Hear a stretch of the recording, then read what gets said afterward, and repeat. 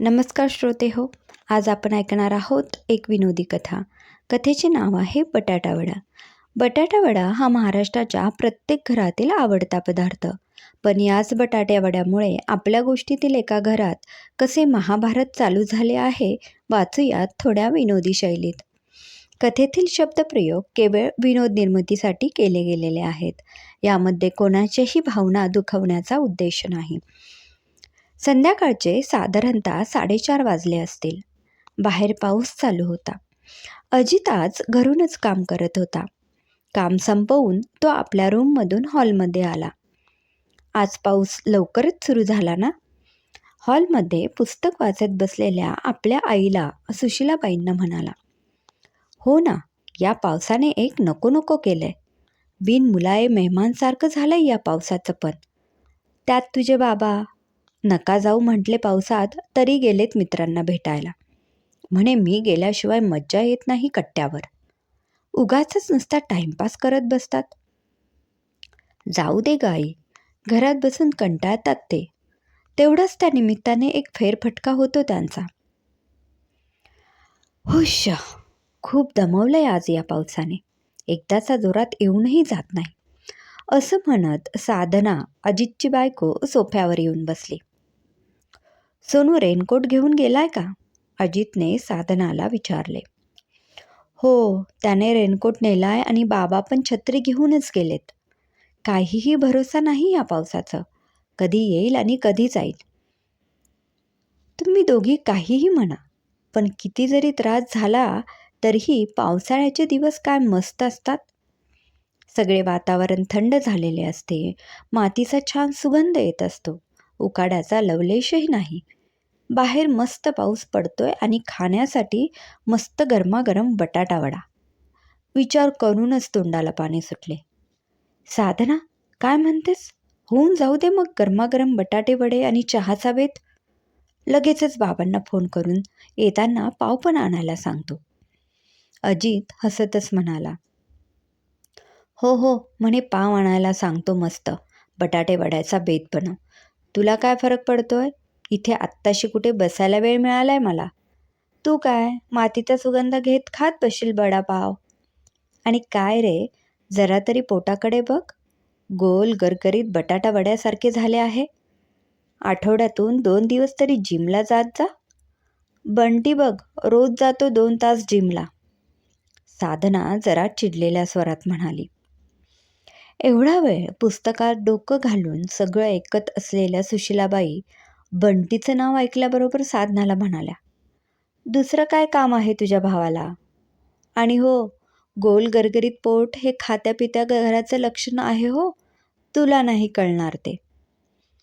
का? मला का नाही कळणार? आणि आई, आजकाल गोल गरगरीत पोट हे खात्यापित्या घराचे नाही तर लठ्ठपणाचे लक्षण आहे. साधनाचे तोडीस तोड उत्तर ऐकून सुशीलाताई गप्प थोडीच बसणार होत्या. त्या लगेचच म्हणाल्या. हो का? म्हणूनच तुझा भाऊ जातो वाटतं रोज 2 तास लोखंड उचलायला. लोखंड उचलायला काय म्हणता? त्याला एक्सरसाइज असे म्हणतात. आणि तो फिट राहण्यासाठी जातो. याची गरज अजितला सुद्धा आहे. साधनाचे हे वाक्य ऐकल्यावर अजित जरा हिरमुसला होता. टेस्टी बटाटा वडा सोडून इथे व्यायामाची चर्चा सुरू झाल्याने त्याचा चेहरा रसगुल्ल्यातील रस निघून गेलेल्या रसगुल्ल्यासारखा झाला होता. सुशीलाताईंनी लगेचच मुलाची बाजू घेतली. अजितला काही गरज नाही. तुझा भाऊ जातोय ना, त्यालाच जाऊ दे. लग्नासाठी एखादी मुलगी तरी मिळेल. यावर साधना गप्प कशी बसणार? शेवटी भावाचा प्रश्न होता. आता जिमचा आणि लग्नाचा काय संबंध आई? तसेही जिममध्ये तर त्याला बघण्यासाठी लाईन लागलेली असते मुलींची. तेच तर म्हणते मी. त्यातल्याच एखाद्याने घातली माळ तर बरं होईल. वय वाढत चाललंय, सुशीलाबाई उपहासाने म्हणाल्या. ते ओळखून साधना पण अजून चढ्या आवाजात म्हणाली. त्या लाग घालतील, पण बंटीने घातली पाहिजे ना. आणि तुम्हाला गरज नाही आहे त्याच्या वाढत्या वयाची चिंता करायची. हे चालू असताना अजित मध्ये बोलण्याचा प्रयत्न करत होता. अगं साधना, ऐक ना. तू थांब रे. अजितला थांबवत साधना म्हणाली. अच्छा, आत्ता आले माझ्या लक्षात. त्या तुमच्या जवळच्या मावस बहिणीच्या मुलीला तो नाही म्हणाला म्हणून हे सगळं बोलताय ना? साधना सुशीलाताईंना म्हणाली. अजित परत एकदा मध्येच बोलण्याचा प्रयत्न करत, आई मी काय म्हणतो, तू जरा गप्प बस रे. काही म्हणू नको आत्ता. तुझी बायको बघ जरा काय काय बडबडते. तिला सांग झाले हो माझ्या बहिणीच्या मुलीचे लग्न. अमेरिकेत आहे मुलगा. तीही जाईल आता विमानाने तिकडे. बंटीला म्हणा बस उचलत लोखंड. आता मात्र साधनाचा धीर सुटला. ती जरा रडव्या स्वरातच म्हणाली, बस झालं हं आई. सारखं लोखंड उचलायला काय म्हणता? सतत माझ्या भावाबद्दल बोलत असता. अजित सांगा आईंना, नाहीतर मी आत्ता माहेरी निघून जाईल. साधना अजितला चिडून म्हणाली, तू काही बोलणार आहेस की नाही? अचानक भांडणाचा रोख आपल्या दिशेने वळल्यामुळे अजित जरा गोंधळून म्हणाला, हो हो आई. तो काही बोलायच्या आत सुशीलाबाई ओरडल्या, तू गप रे. म्हणे आई. काय आई? लागला लगेच बायकोची बाजू घ्यायला. कोणीही विचारत नाही हिला माहेरी. म्हणे माहेरी निघून जाईल. मला कोणी विचारित असो नाही तर नसो, तुम्हाला काय त्याचे, माझी मी बघून घेईल. साधना चिडून म्हणाली. यावर अजित कळकळीने म्हणाला, साधना जरा गप्प बस ना. मी का गप्प बसू? तुझ्या आईला सांग ना. त्यांनीच सुरुवात केली ना प्रत्येक वेळी माझ्या माहेराविषयी बोलायचं. साधनाचे शब्द संपत नाही तोच सुशीलाबाई म्हणाल्या, मग काय झालं बोललं तर? अगं एवढंसं काम करून तू दमतेस. ती शेजारची सुवर्णा बघ जरा, जॉब करून सगळं घर सांभाळते. हो का? तरीच काल तिच्या सासूबाई मला सांगत होत्या, सगळे घरातील काम मी करते आणि ती फक्त जॉब करते. तुम्ही पण करा घरातली सगळी कामं, मी जाते जॉबला. साधना डोळे मोठे आणि तोंड वाकडं करत म्हणाली, अरे देवा, अरे नुसता बघत काय बसलाय? अजित सांग जरा हिला काही. बघ कशी बोलतेय मला. मी बोलते कारण तुम्ही मला भाग पाडलत बोलायला. दोघींपैकी एकही मागे हटायला तयार नव्हत्या. बास, नकोय मला बटाटवडा. काय चाललंय तुमच्या दोघींचे? कोणीही एकही शब्द बोलणार नाही आता. एवढा वेळ बोलण्याच्या प्रयत्नात असलेला अजित ओरडला. त्याबरोबर घरात शांतता पसरली. आपण आवाज वाढवल्यामुळे दोघी शांत झाल्या हे बघून अजित मनोमन सुखावला. तेवढ्यात दरवाजावरची बेल वाजली. टिंग टॉंग आणि शांततेचा भंग झाला.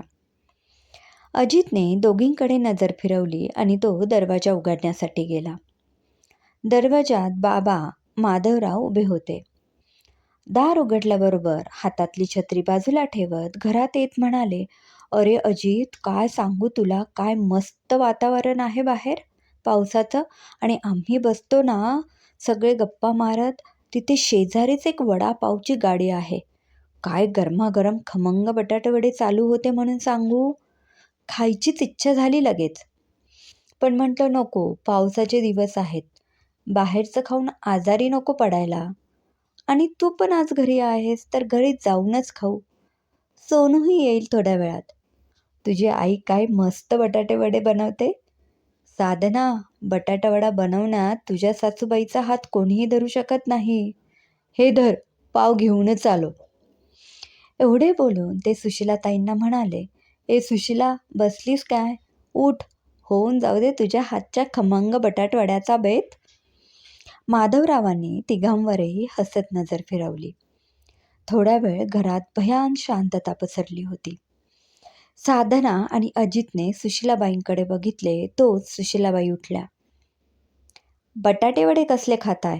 पोट बघा जरा कसे झाले आहे, गोल गरगरीत बटाटा वड्यासारखे. आणि म्हणे तुझ्या हातचे बटाटे वडे कर. असे माधवरावांना म्हणत त्यांच्या रूममध्ये निघून गेल्या. ही अचानक अशी काय, कसं काय बोलली हा विचार करत माधवराव साधनाला काही म्हणायच्या आत मी चहा ठेवते असं म्हणत साधना किचनमध्ये गेली.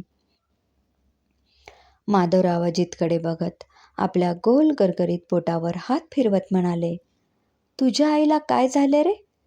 तिने गाल का बटाटा वड्यासारखे फुगवले होते. आणि आता या वयात माझे पोट बटाट्या वड्यासारखे नाही तर काय जॉन अब्राहमसारखे दिसेल? बघतोस काय नुसता? बोल ना. यावर आता अजून काही उत्तर देऊन वाद वाढवण्यापेक्षा ते हो नाही म्हणजे मला एक फोन येतोय, बघतो कोण ते आहे असं म्हणत अजितने तिथून काढता पाय घेतला. मुलाची ही रिॲक्शन पाहून माधवरावांनी एक दीर्घ श्वास घेतला आणि म्हणाले, काय चाललंय घरात काही कळत नाही, पण बटाटा वडा काही आता मिळत नाही. साधना, चहा झाला असेल तर आण, तो तरी घेऊ दे. समाप्त.